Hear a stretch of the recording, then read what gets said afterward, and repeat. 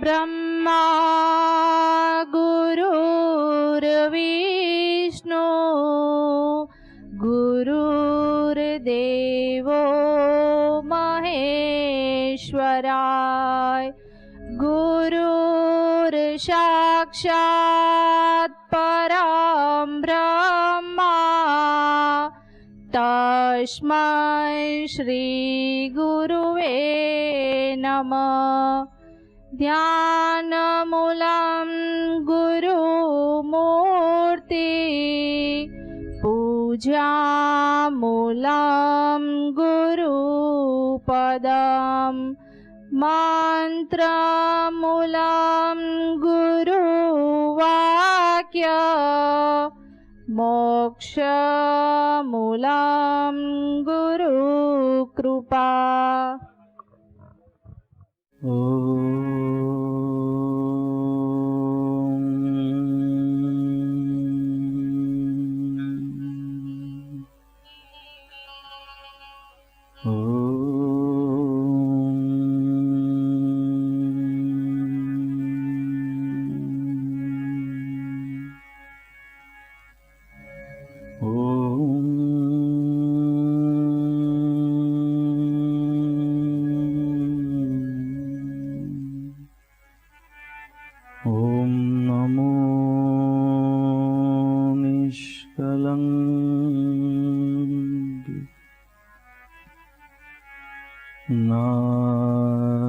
नारायण जनार्दनाय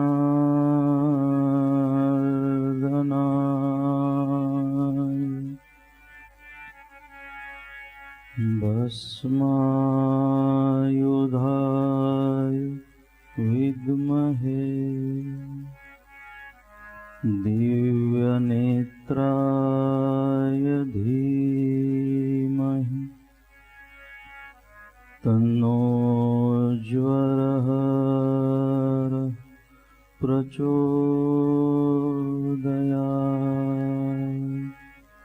ॐ शान्ति शान्ति शान्तिः।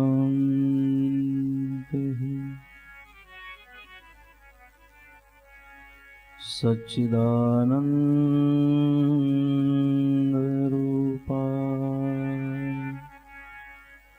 विश्वोत्पत्त्यादिहेतवे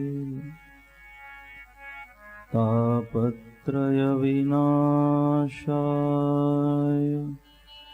श्रीकृष्णाय वयं नमः। ॐ पूर्णमदः पूर्णमिदं पूर्णात् पूर्णमुदच्यते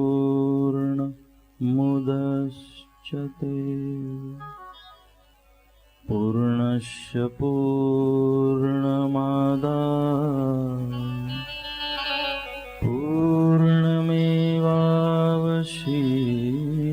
ते ॐ अखण्डमण्डलाकारम् व्याप्तं येन चराचरम् तत्पदं दर्शितं येन तस्मै श्री गुरवे नमः। तस्मै श्री गुरवे नमः। ॐ अज्ञानतिमिरान्धस्य ज्ञानाञ्जनशलाकया चक्षुः उन्मीलितं येन तस्मै श्री गुरवे नमः। तस्मै श्री गुरवे नमः।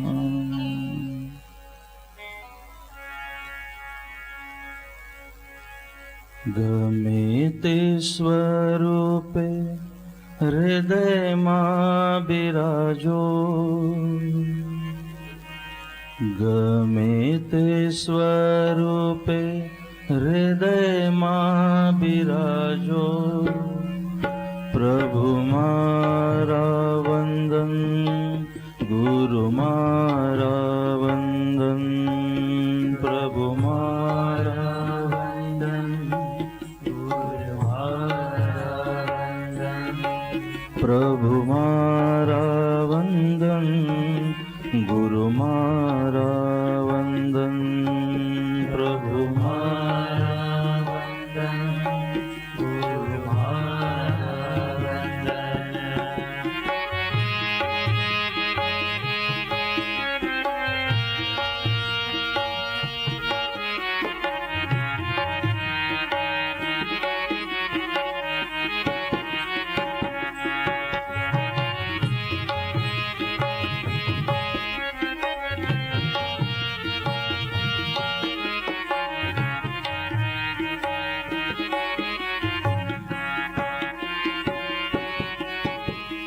બાળ તમારો તમે મારા બાપ, કરેલા રે ગુનાઓ કરજો રે માફ. બાળ તમારો તમે મારા બાપ, કરેલા રે ગુનાઓ કરજો રે માફ. ઓ મારા સ્વામી અંતર્યામી, ઓ મારા સ્વામી અંતર્યામી, દૂર કરો અમારી રે ખામી.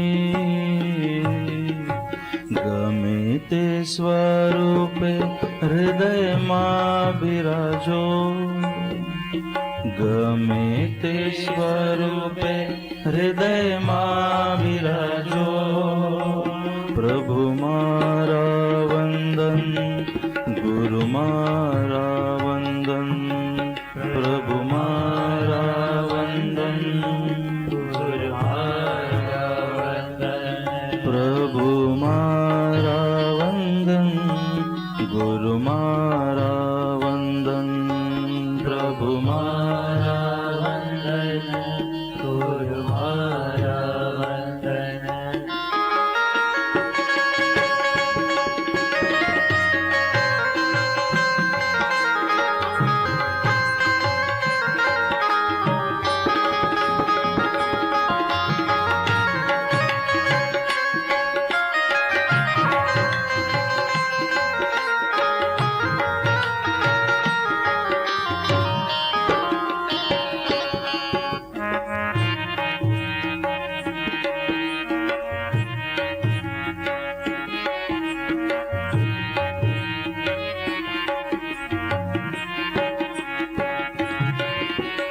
જગત ના રેતા શું કરીએ વા, સદબુદ્ધિ આપો સૌને મટે વાદ વિવાદ. જગત ના રેતા શું કરીએ વા, સદબુદ્ધિ આપો સૌને મટે વાદ વિવાદ.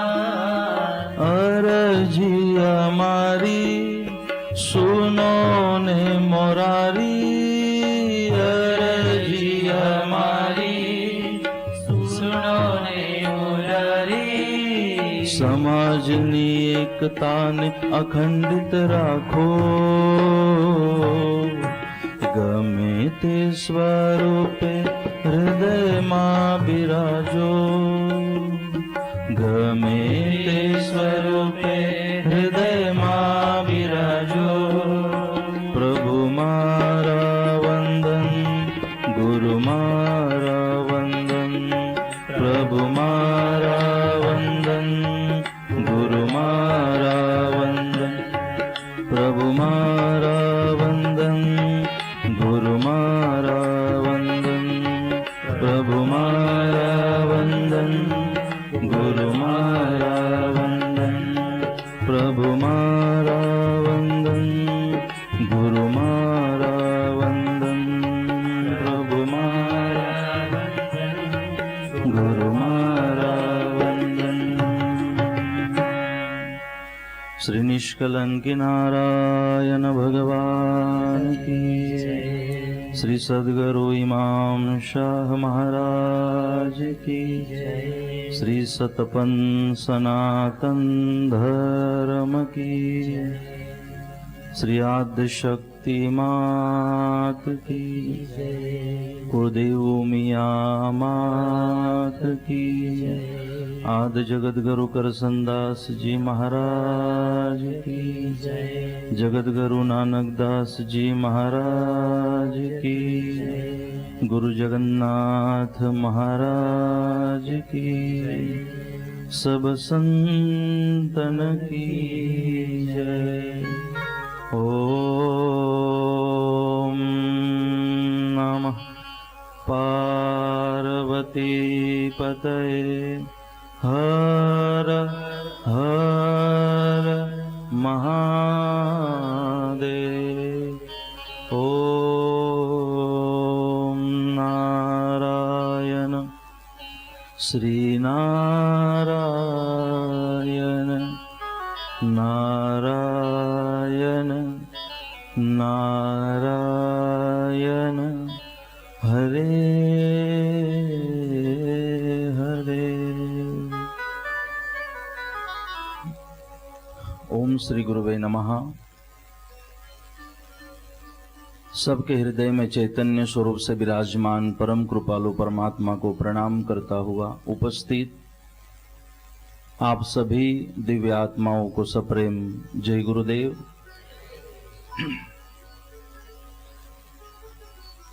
परम कृपालु परमात्मा आराध्य दैवत युगावतार श्री निष्कलंकी नारायण भगवान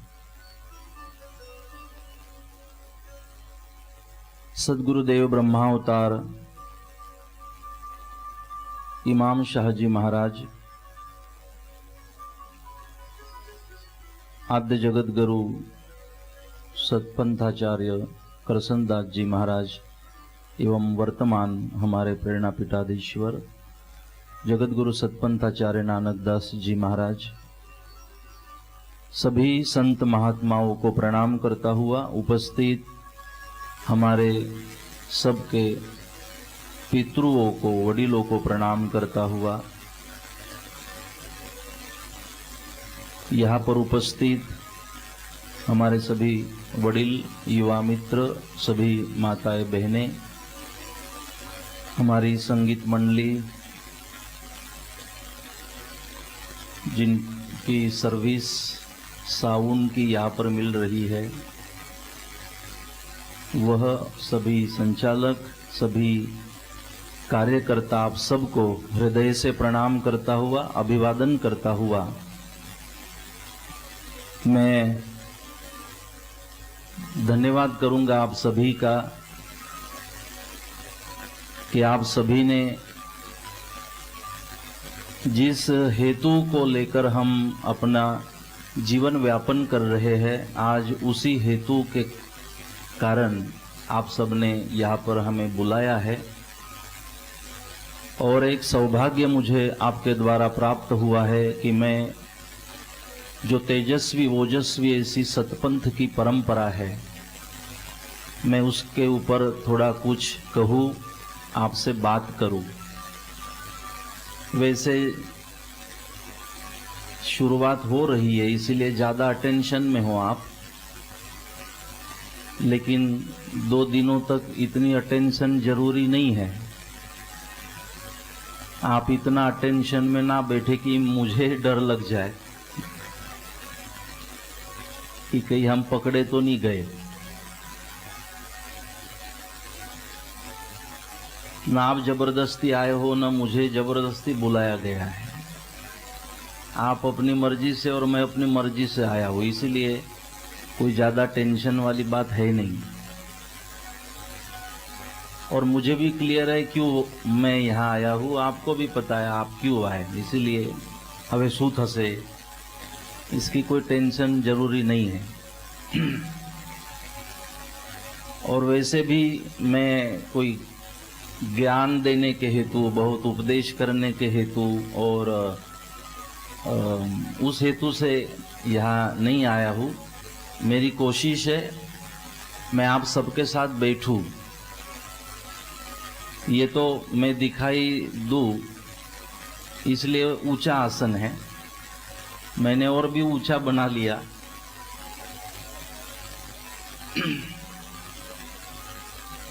क्योंकि मैं भी आपको देख सकूं और आप मुझे सुन सके, देख सके, इस व्यवस्था के कारण।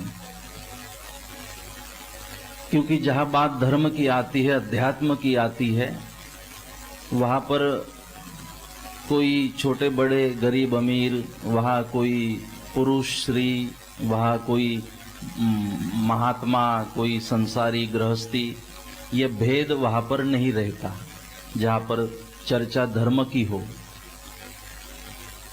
जैसे कोई व्यक्ति माता जी के मंदिर दर्शन करने जाए, वो बोलता है कि जय माता दी, माता जी की जय हो, उसके साथ में उसकी पत्नी भी होती है, वो ऐसा नहीं कहती सासू माँ की जय हो। अब इन्होंने, घर वाले ने माँ कह दिया तो घरवाली की तो सासू होनी चाहिए ना। तो घरवाली ऐसे नहीं कहती सासू माँ की जय हो, घरवाली भी कहते कि जय माता दी, माता जी की जय हो। इसका मतलब जब हम माँ उमिया के मंदिर जाते हैं, पति पत्नी होने के बाद भी वहाँ हम न तो पति है, न पत्नी है, न बाप, न बेटा, न बहू, न सास, वहाँ हम उसके बालक हैं। वहाँ ये संकुचितताएं सारी समाप्त हो जाती है। जहाँ बात अध्यात्म की आती है, धर्म की आती है, वहाँ सारी संकुचितताएं समाप्त हो जाती है। इसलिए यहाँ हम एक ही माँ के बच्चे, हम सब एक ही पिता हमारा है। मुझ में राम, तुझ में राम, सब में राम समाया है। कर लो सभी से प्यार, जगत में कोई नहीं पराया है। इसी भाव से हम यहाँ पर इकट्ठा हुए हैं कि जिस संप्रदाय को हम मानते हैं, जिस परंपरा में मानते हैं, हम ही नहीं तो हमारी न जाने कितनी पीढ़ियाँ इस परंपरा को मानती है। तो हम उस परंपरा के बारे में बैठे, सोचे, एक दूसरे से बात कहे, कुछ मैं आपसे पूछूं, कुछ आप हमसे पूछे, और हम अपने विचारों को मजबूत बनाने की कोशिश करें। तो शिविर में एकदम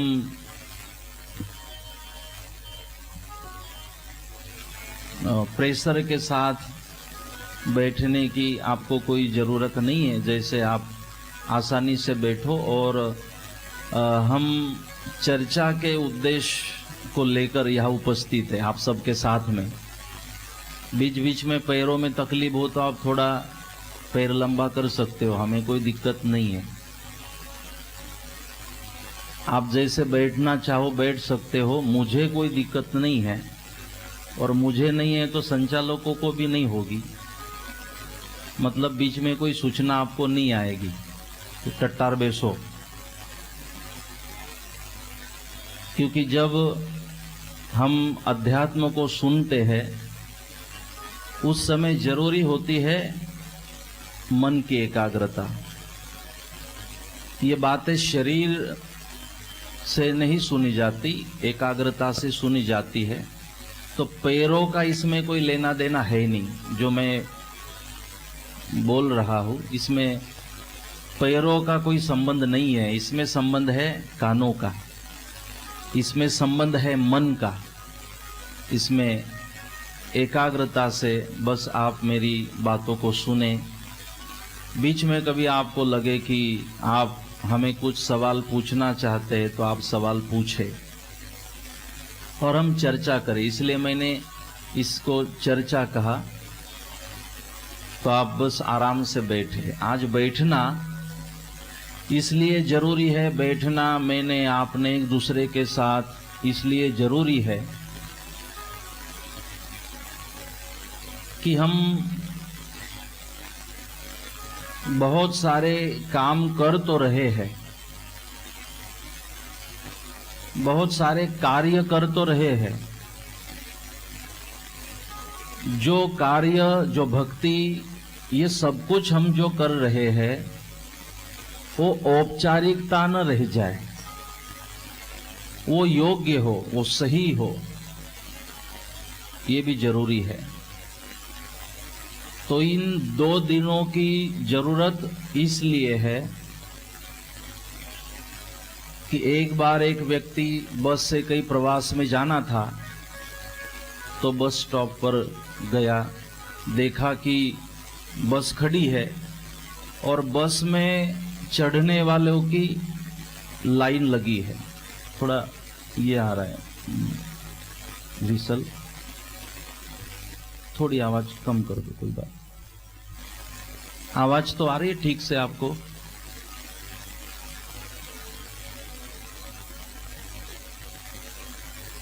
अगर ना आ जाए, कुछ तकलीफ हो तो पहले ही बोल देना, नहीं तो पूरा हो जाएगा फिर बोलोगे कि शू कहता था, खबर ज नहीं पड़ी पाछड़ तो। પછી એમાં મહારાજ બિચારા શું કરે? तो एक बस खड़ी थी तो लाइन लगी थी चढ़ने वालों की, ये भी जाके थोड़ी देर तो खड़ा हुआ, लेकिन सोचा कि अब मैं लाइन में खड़ा रहूं तो जगह नहीं मिलेगी, जबरदस्ती घुसने लगा। दरवाजे पे गया, अब कैसे भी करके चढ़ना है, जगह चाहिए। अब चढ़ भी नहीं पा रहा था तो ये मेरा भारत महान,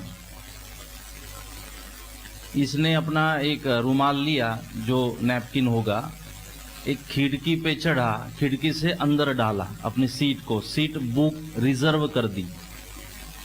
सबको कहने लगा मेरी सीट बुक है, रिजर्व है, मुझे चढ़ने दो। फिर भी कोई चढ़ने नहीं दे रहे थे, जबरदस्ती चढ़ने लगा, चढ़ा जबरदस्ती, आगे जाने नहीं दे रहे थे सीट के पास, जबरदस्ती जाने लगा। बहुत सबको गालियां भी दी कि मेरी सीट वहां रखी है, साइड हो जाओ, मुझे जाने दो, वहां बैठना है, क्यों साइड नहीं होते? गालियां दे दे के वहां पहुंचा, रुमाल उठाया, अपनी सीट पे बैठा। दूसरा आदमी वहां आके बैठा उसके पास में, वो पूछने लगा, थका हुआ था, पसीना हो गया था, गर्मी के दिन थे, और बैठे बैठे पसीना पहुंचते पड़ोसी को पूछा कि बोले ये बस बड़ौदा कितने बजे पहुंचती है? पड़ोसी ने कहा आपको बड़ौदा जाना है? बोले जी। बोले ये तो भूज जा रही है, ये भूज जा रही है। बोले यस। तो बोले हम तो गलत बस में बैठ गए, गलत जगह बैठ गए। फिर उठा, बोले जल्दी उतरो बस निकलने वाली है। तो भीड़ तो बहुत थी, अब उतरने का रास्ता ढूंढने लगा, बाजू लोगों को साइड करने लगा। पहला तो इसने सबको गालियां दी थी, अब सूद समेत लोग इसको लौटा रहे हैं। जिसको एक गाली पड़ी थी वो 10 गाली इसको दे रहा है कि पगले पहले पता नहीं चलता है, पहले देख नहीं सकता कौन सी बस है, कहाँ जा रही है। जबरदस्ती अंदर घुसा गलत तरीके से, जब तक नहीं उतरा किसी ने धक्के मारे, गालियां दी, ऐसे वैसे करके फिर जो कुछ थोड़ा बचा था कंडक्टर ने पूरा कर दिया। नीचे उतरा, परेशान हो गया। अब मुझे बताइए कि इसे जब ये बस स्टॉप पर आया था तो जरूरी पहले बोर्ड को, बस में बोर्ड लगा हुआ होता है, उसको पढ़ना पहले जरूरी था या सीट संभालना पहले जरूरी था? इसे पहले जरूरी था कि मैं पहले बोर्ड पढ़ लूं, मैंने भूज जाना है, हाँ ये बस भूज जा रही है, अगर मुझे जहां पहुंचना है वही ये बस जा रही है तो मैं बैठ जाऊं, जबरदस्ती बैठ जाऊं। बैठने की जगह न मिले तो खड़ा रहूं, खड़ा रहने की जगह नहीं है तो दरवाजे में खड़ा रहूं लटकता हुआ, लटकने की भी जगह नहीं है तो ऊपर जाके बैठ जाऊं, क्योंकि अब कंफर्म है कि ये बस भूज जा रही है जहां मुझे जाना है। लेकिन अगर जगह मिल भी जाती है बैठने की, लेकिन वो बस वहां जा ही नहीं रही जहां जाना चाहते हो, तो जगह मिलने का फायदा क्या है? तो हम बस में बैठने से पहले पता करें क्या ये बस वही जा रही है जहां मैं जाना चाहता हूं, तब आप फायदे में रहोगे, नहीं तो नुकसान तो आपने देख लिया। इसी तरह मैं बात कर रहा था बस की।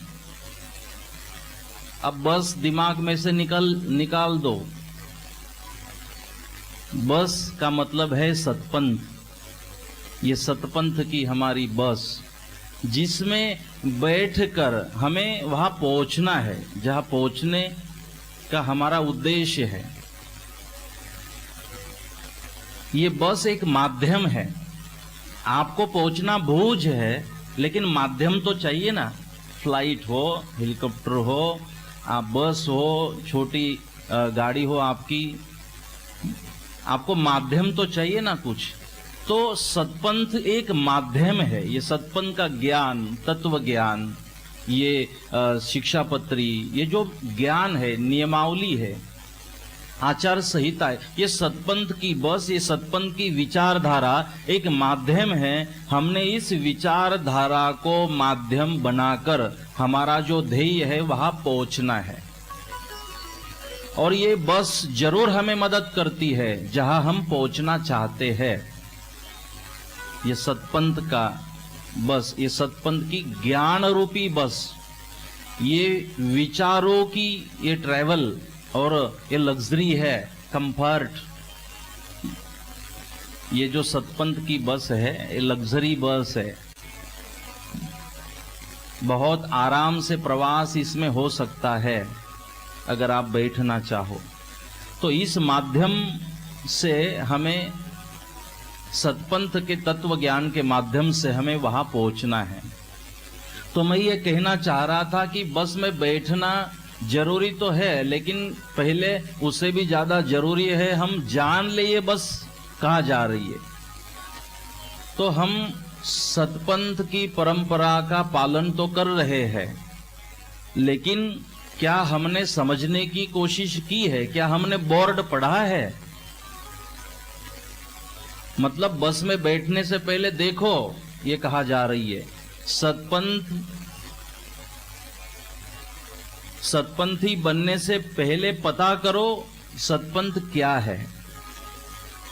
अगर हम सतपंथी है तो हम वो भी कोशिश करें कि सतपंथ की परंपरा क्या कहती है। हमारे वडीलों ने सतपंथ की परंपरा का पालन क्यों किया? कुछ कारण तो होगा। ऐसे कौन से कारण है कि हमारे वडील व्यसनी नहीं बने? ऐसे कौन से कारण है? हमारे वडील ने कभी अन्याय नहीं किया। कौन सा कारण है कि हमारे वडील ब्याज को भी पाप समझते थे? कौन सा कारण है हमारे वडीलों ने पथ्य रखी? कौन सा कारण है जो भगवान निष्कलंकी नारायण सद्गुरुदेव इमाम साहब जी महाराज के ऊपर वो समर्पित जीवन जी रहे थे? कौन से वो कारण है कि सिर काट देने का भी समय आया तो उन्होंने कभी मना नहीं किया, लेकिन सतपंथ की परंपरा को नहीं छोड़ा? वो कौन से कारण है कि हमारे वडील गृहस्थाश्रमी होने के बाद भी संत की तरह जीवन जी रहे थे? हमारे वडील, उनको संत बनने के लिए गृहस्थाश्रम को छोड़ना नहीं पड़ा। वो गृहस्थाश्रमी होने के बाद भी एक विरक्त अपना जीवन जी रहे थे। कौन से वो कारण है? आज भी हम व्यसन मुक्त एक जीवन को जी पा रहे हैं, हमारे वडीलों की कृपा। तो वडीलों में ये संस्कार कहाँ से आए थे? तो सतपंथ की परंपरा के कारण। तो हमारे वडीलों की जिस परंपरा पर इतनी श्रद्धा थी, उस परंपरा को समझने की हम कोशिश करें। और मैं मानता हूँ ये परंपरा को अगर हम समझने की कोशिश करते हैं तो ये हमें बहुत मदद करती है, मददरूप होती है। सतपंथ का ज्ञान समझना, ये सारी बातें कोई अंधश्रद्धा नहीं है। शिक्षापत्री के नियमों को पढ़ना, उसको फॉलो करना, ये अंधश्रद्धा नहीं है। ये हमारे सुखी संपन्न जीवन को जीने के लिए मदद रूप है। सारी बातें इसमें उनका कोई स्वार्थ नहीं है जिन्होंने नियम बनवाए हमारे लिए। बस सतपंथ की विचारधारा कहती है आप लंबा जिए, दीर्घायु हो। सतपंथ की विचारधारा को, ज्ञान, तत्व ज्ञान, शिक्षापत्री को जीवन में उतारने की कोशिश होती है तो हम दीर्घायु जीवन जी सकते हैं और निरामय जीवन जी सकते हैं। और जो दीर्घायु जीवन मिला, जो निरामय जीवन मिला, जितना जीवन मिला, उस जीवन को हम आनंद, ब्रह्मानंदम परम सुखदम, हम आनंद के साथ, हम उत्साह के साथ, आत्मविश्वास के साथ, खुशियों के साथ, प्रसन्नता के साथ उस जीवन को हम जी सके। इसलिए सतपंथ की ये परंपरा हमें मदद करती है। सतपंथ कोई व्यक्ति तो नहीं है कि जिसको हम फॉलो करेंगे तो उसका नाम होगा, उसको कुछ फायदा होगा, ऐसा तो है नहीं। सतपंथ एक विचारधारा है। इस विचारधारा की जरूरत हमें अपने को है, हमारे लिए है।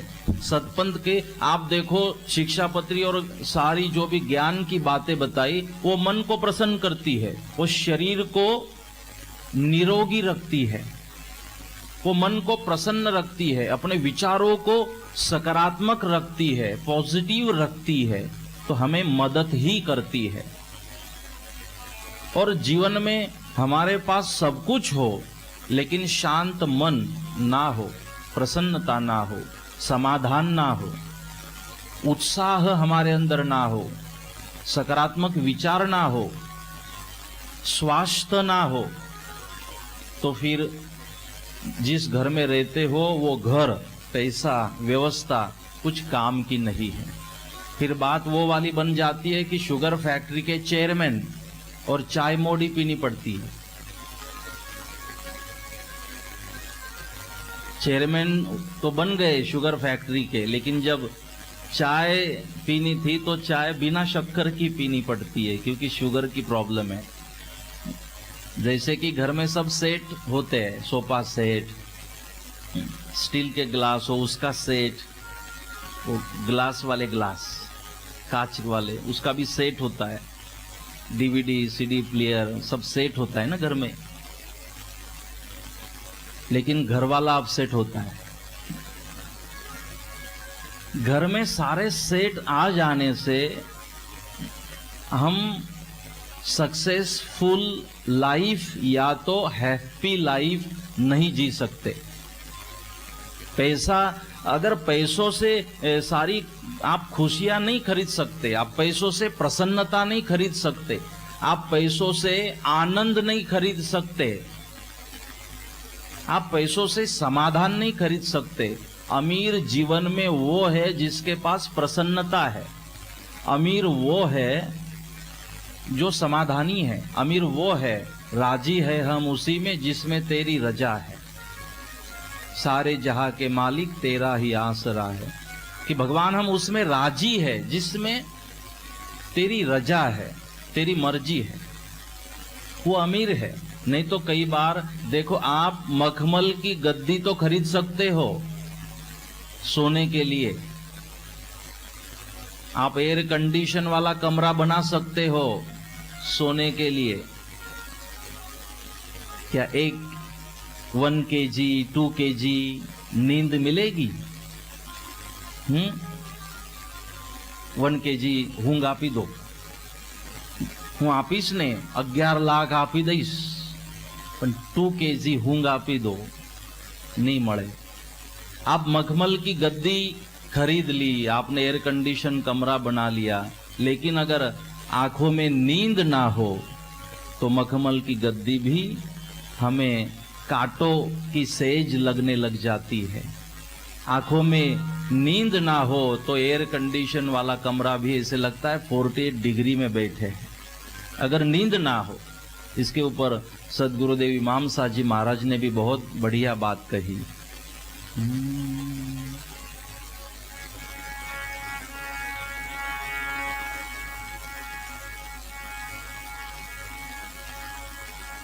समझ अबुझ मन खोज, इको दो ही मत आप, इको नहीं, या है। समझ अबुझ मन खोज पियारे, आशक हो के रोना क्या रे,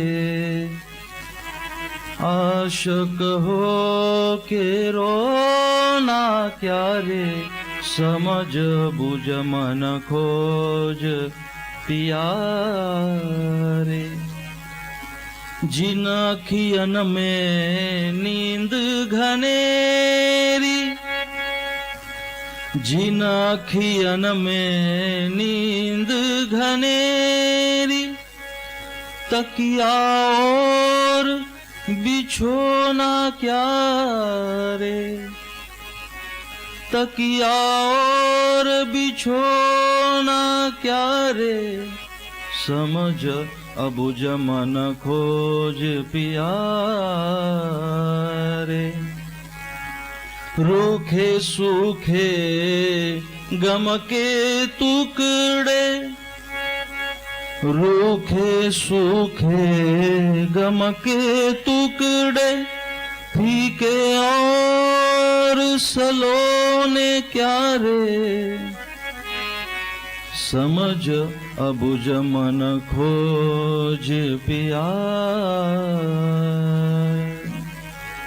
समझ बुझ मन खोज पिया, कि मन समझ, हम बोलते हैं ना समझा बुझा कर थक गए। जब कोई नहीं समझते तो हम बोलते समझा बुझा के, समझाना बुझाना सब हो गया, लेकिन फिर भी नहीं समझ रहा। कई लोग होते हैं ऐसे, और कोई कुछ लोगों का जीवन ही इसलिए होता है कि समझा बुझा कर भी वो नहीं समझते, या तो समझने के बाद भी समझना नहीं चाहते। क्योंकि कई लोगों को भगवान दुनिया में भेजते, लेकिन दुनिया में भेजने के बाद भेजे में भेजा ही नहीं भेजते, जो खुद का और सबका नुकसान ही करते। ऐसे कुछ लोग होते हैं। समझ बूझ मन खोज पिया, कि हे मन समझ बूझ और खोज पिया, और अपने पिया को खोज। पिया मतलब जो जन्म जन्म से हमारे साथ है, जो एक जन्म के साथ है उसे पिया नहीं कहते, वो तो सुख के सब साथी दुख में ना हो। जो जन्म जन्म से साथ है वो पिया, खोज पिया। उस पिया को, उस भगवान को खोज, या तो उस पिया को जो जन्म जन्म से, क्योंकि आत्मा तो वही होती है, बदलता शरीर है, तो उस आत्मा को, उस पिया को खोज। उस आत्मा को खोजने में हे मन तू व्यस्त हो जा, क्योंकि तू खाली रहेगा तो शैतानी करेगा। समझ लेना, जो शैतानी करेगा समझना इसे कोई काम ही नहीं है। जो दूसरों की भूल निकालेगा समझना ये रिकम्मा है, क्योंकि समझदार व्यक्ति अगर समय मिल भी जाए तो औरों की नहीं, खुद की भूल निकालने के लिए समय देता है, क्योंकि वो अपने को निष्कलंक बनाना चाहता है। वो अपने को शबरी, द्रौपदी, प्रहलाद, हरिश्चंद्र बनाना चाहता है। वो अपने को संत श्री नाया काका, संत श्री बाबाराम, वो साध्वी कीकीबाई बनाना चाहता है। इसलिए मन खोज पिया। सदगुरुदेव ने कहा कि तू आप आपके मन को भगवान को खोजने में व्यस्त कर दो, फिर वो शैतानी नहीं करेगा। समझ बुझ मन खोज पिया, उसे ढूंढो, उसको समझो, खोजो, उसको खोज के निकालो। हम मन को भगवान को खोजने में तो नहीं लगाते। पड़ोस में झगड़ा हुआ था, रीजन शू हतु, જ્યાં સુધી ખબર नहीं पड़े ઊંઘ नहीं आवे। हम अपने मन को वो खोजने में लगा देते, पड़ोस में थयुं शू हतुं। क्या पड़ोस में झगड़े के कारण को समझ के आपको शांति मिलेगी? कोई फायदा होगा? लेकिन मन जितना उत्सुक होता है उसको समझने के लिए, मन उतनी कोशिश भगवान को ढूंढने के लिए नहीं करता। इसीलिए शायद नहीं करता, ये इसीलिए तो सदगुरुदेव को कहना पड़ा कि कर। अगर कर लेते तो बात ही नहीं थी। लेकिन मन खोज पिया, अगर पिया को खोजने में मन लगा देते तो कहना नहीं पड़ता। लेकिन हम शायद लगा नहीं पा रहे हैं, इसलिए उन्होंने ऑर्डर की, खोज पिया। तो पिया को खोज ले, उसमें मस्त रहे। और हम तब तक मस्त रह सकते हैं जब तक मन को पिया को खोजने में लगाया हुआ होता है। जैसे ही मन पिया को छोड़ देता है और संसार की बातों में आ जाता है, तब देखो आपका चेहरा भी बदल जाएगा, विचार भी बदल जाएंगे। यहाँ अगर मैं ऐसी ही बातें करता रहूं सकारात्मक, तो आपको थकावट नहीं होगी। लेकिन अब मैं टॉपिक चेंज करूं और मैं कुछ निगेटिव बातें कहने लग जाऊं, तो आप जरूर घड़ियाल देखोगे, फिर शरीर में भी थकावट आएगी, मन में थकावट आएगी। ये बातों का प्रभाव है। मन जैसे सोचता है वैसे शरीर को उसकी अनुभूति होती है। मन अच्छा सोचे, शरीर आपका ठीक रहेगा। मन आपका निगेटिव सोचेगा तो आपको थकावट आएगी, आपको पसीना आएगा, आपको बोर होगा, आपको लगेगा कि अब रिसेस होनी चाहिए। तो मन को, पिया को खोजने में लगाओ। अब हम थोड़ा अध्यात्म में आ गए, जिसमें हमें जाना नहीं है 2 दिनों तक। हमें तो सतपंत और सदगुरु इमाम साहब जी महाराज का चरित्र वो सुनाना है, मुझे याद है। लेकिन कोई फिल्म होती ना, फिल्म बनती है, बनने से पहले फिर वो करना पड़ता है ना, वो होता है उसका थोड़ा सा प्रोमो बनाते हैं। हाँ, ट्रेलर। तो मैं ट्रेलर दे रहा हूं कि जिसके बारे में हम सुनना चाहते हैं थोड़ा ट्रेलर तो देख लो, उसका एक प्रोमो। क्योंकि किसी भी व्यक्ति की पहचान उसके विचारों से होती है, उसके स्वरूप से नहीं होती। कल भी शिविर है, तो कल मैं दाढ़ी बना के आऊंगा। दाढ़ी तो क्या आप मुझे यहाँ सुनोगे नहीं, मुझे आने नहीं दोगे? क्योंकि आपने यहाँ मुझे दाढ़ी है इसलिए नहीं बुलाया, जटाए है इसलिए नहीं बुलवाया। आपने बुलाया मेरे विचारों के कारण कि आपके विचारों को हम सुनना चाहते हैं। अगर मुझे देखना था तो यहाँ फोटो भी लगी हुई है, फोटो में दिख जाते, लेकिन हम विचारों से उस व्यक्ति को मानते हैं। तो कौन से थे वो विचार जिन विचारों से हमारे वडिलों ने मान लिया? उस विचारों की थोड़ी चर्चा चल रही है, प्रोमो, कि कितनी ऊंची वो हस्ती थी जिसके बारे में हम यहां सुनना चाहते हैं। मुझे तो बहुत अच्छा लगा, शायद वडिलों को भी बहुत अच्छा लगा कि युवानों ने मांग की कि हमें सद्गुरुदेव इमाम साहब जी महाराज का चरित्र सुनना है। ये युवानों ने इस मांग को रखना, मुझे कहना कि उसके बारे में थोड़ा आप चर्चा करें, वो मेरे लिए और यहाँ बैठे हमारे सभी वडिलों के लिए बहुत बड़ी बात है, अच्छी बात है कि आप उस हस्ती के बारे में सुनना चाहते हो, समझना चाहते हो। तो उन्होंने कहा, मन जो अस्थिर है, चंचल है, मन के कहे नव कीजिए, मन से हरायु ढोर, ये मन है हरायु ढोर, मन चंचल है। तो इसे, इसकी चंचलता को अगर रोकना हो तो इसे आप बिजी कर दो। अच्छे काम में नहीं करोगे तो बुरे काम में हो ही जाएगा। छोटे बच्चे को देखो, उसे कुछ किसी काम में नहीं लगाओ तो जरूर वो ढूंढ के निकालेगा, कुछ तो करेगा। उसको वर्क चाहिए, उसको कुछ करना है। तो अब इसका सॉल्यूशन ये तो नहीं है बच्चे को कह दो शांति थी बैस। सॉल्यूशन ये नहीं है आप बच्चों को कहोगे कि शांति से बैठ, आप नहीं बैठ सकते, उसकी क्या बात है। कहने वाले भी कहाँ बैठ सकते हैं। बच्चे को शांति से बैठ कहना हमारी गलती है, लेकिन अगर बच्चे को वो गलत कार्य में व्यस्त है तो उससे हम अच्छे कार्य करवा ले, ये सॉल्यूशन हो सकता है। उसको कुछ ना कुछ एक्टिविटी चाहिए। मन की वैसे ही बात है। इसे आप जितना कहोगे शांत हो जाओ, शांत हो जाओ, उतना मन ऊपर उठेगा। जितना आप आपका अनुभव याद करो, जितना आप संसार को भूलने की कोशिश करोगे ध्यान में, उतना ज्यादा संसार याद आएगा। आप आपके शत्रु को जितना भूलने की कोशिश करो उतना ज्यादा वो याद आएगा। गलत चीजों को जितना भूलने की कोशिश करो उतनी वो ज्यादा याद आएगी। आपका अनुभव शायद होगा कि जितना मन को शांत करने की कोशिश करो उतना मन विचलित होगा, उछलेगा।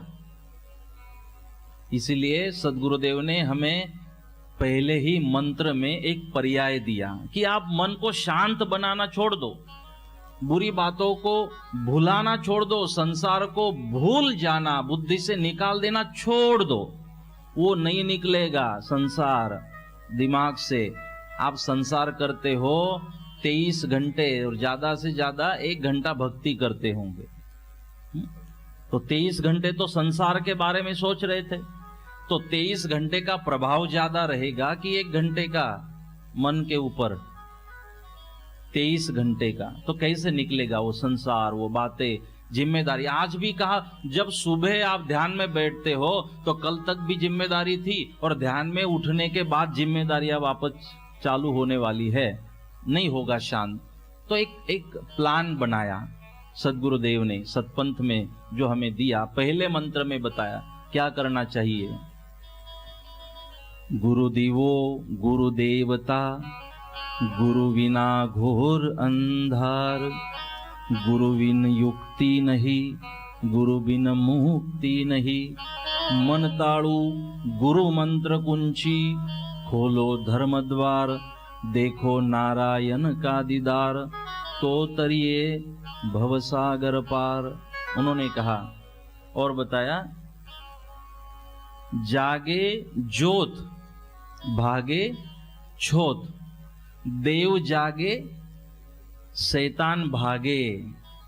उन्होंने फार्मूला बताया, आप शैतान को भगाओ मत। ये शैतान संसार की बातें, गलत बातें, इनको भगाओ मत। आप क्या करो, जोत जला दो। अगर किसी कमरे में आप जा रहे हो तो कमरे में बहुत अंधेरा है, अंधेरे को आप निकालना चाहते हो, कैसे निकालोगे?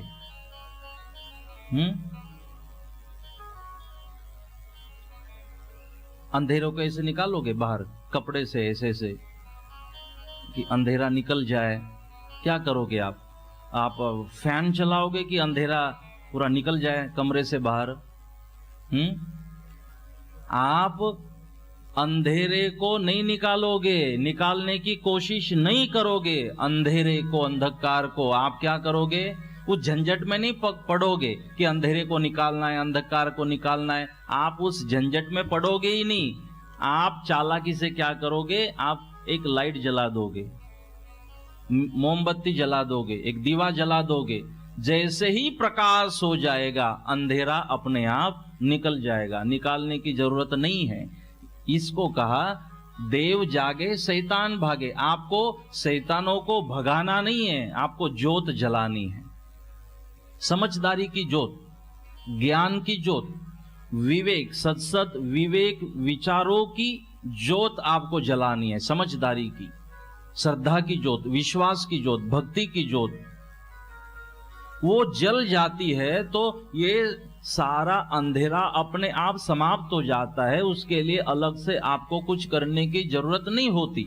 इसलिए उन्होंने कहा, आप संसार को भूल जाना है, खराब विचारों को निकाल देना है, वो छोड़ दे और बस मन को खोज पिया, भगवान को खोजने में लगा दो। मतलब आप मन को उसमें व्यस्त कर दो, अपने आप मन गलत विचारों को सोचना छोड़ देगा।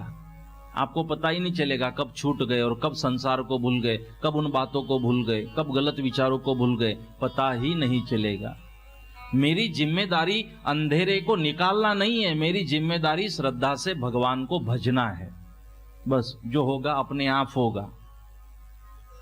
फिर आपको कुछ करने की, वैसे भी अध्यात्म में आपको कुछ करना ही नहीं होता है। शू करिए, काई नहीं करिए, काई करवानी जरूरत नहीं, कुछ नहीं करना होता है। जैसे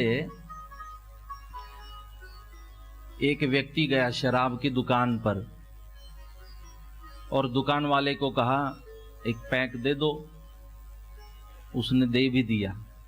ये लेके जाने लगा, वापस दुकान वाले के पास आया, बोले आज पहली बार पी रहा हो। बोले कोई बात नहीं, हो जाएगी आदत। तो बोले ये तो बताओ, मैं पी तो लूंगा, पीने के बाद बोले ऐसा थोड़ा ऐसे चलना पड़ता है, फिर थोड़ा किसी को गाली देनी पड़ती है, वो एक्टिंग होती है ना पीने वालों की, ऐसे थोड़ा टेढ़ा चलना, वो ऐसा देखना, आंख, फिर वो बोलने की स्टाइल। बोले वो कैसी करनी पड़ेगी फिर? वो मुझे वो भी तो सिखाओ। दुकान वाले ने बोला तू बस पी ले,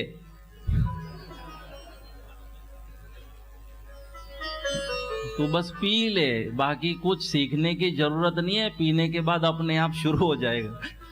जो होना है वो अपने आप होगा, तुझे कुछ जरूरत नहीं है करने की।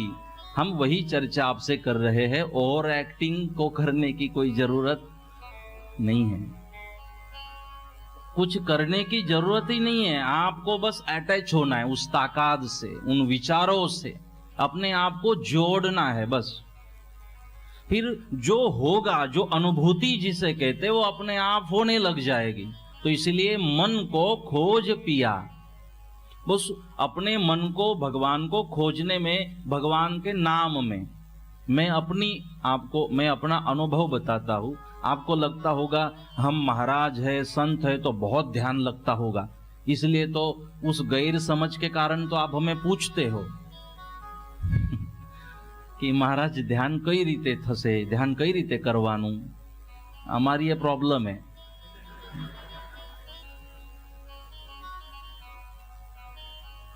किसी ने हमें पूछा भी था कि क्या आपका ध्यान जब बैठते हो तो लग ही जाता है? मैंने बोला नहीं लगता, इतना आसान नहीं है। तो बोले आप क्या करते हो जब ध्यान नहीं लगता?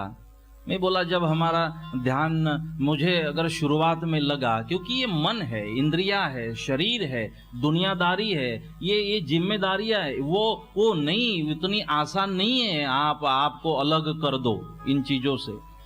और मैं तो मानता हूं अलग करो ही मत, जरूरी नहीं है, कमल की तरह जरूरी है। रहो दुनिया में यूं जैसे कमल रहता है पानी में, न जग को त्यागो न हरि को भूल जाओ, जिंदगानी में रहो दुनिया में यूं जैसे कमल रहता है पानी में। हरि को भी मत भूल जाओ और संसार को भी मत भूलो, दोनों का प्रमाण जरूरी है। तो हमने कहा कि जब मुझे लगने लग जाता है कि ध्यान नहीं हो रहा है, अब कोई शक्यता नहीं है, दूसरे तीसरे मिनट पता चल जाता है कि आज कोई चांस नहीं है। क्योंकि एक तो कुछ टेंशन के बाद हम बैठे हुए होते हैं, या तो उठने के बाद पता होता है कि कुछ जिम्मेदारी है और टेंशन वाला काम है। तो कैसे मन आप उसको हल्का करोगे? नहीं हो सकता, इतना आसान है नहीं। इसलिए जब मैं कोशिश करता हूं बैठने की, 2-3 मिनट में पता चल जाता है आज कोई चांस है नहीं, जबरदस्ती करने का कोई मतलब नहीं है। और मैंने मन के साथ जबरदस्ती करने का मतलब है कि अपने मन को बिगाड़ना, अपने मन को और ज्यादा विचलित करना। तो मैं छोड़ देता हूं, ध्यान में नहीं बैठता। फिर मुझे जो पसंद है, अब समय तो मैंने नक्की किया 30 मिनट बैठना है, लेकिन तीसरे मिनट में पता चला आज ध्यान होने वाला नहीं है, तो मुझे जो पसंद है वो किताब में निकालता हूँ और 30 मिनट में मैं बहुत ध्यान से उस किताब को पढ़ता हूँ।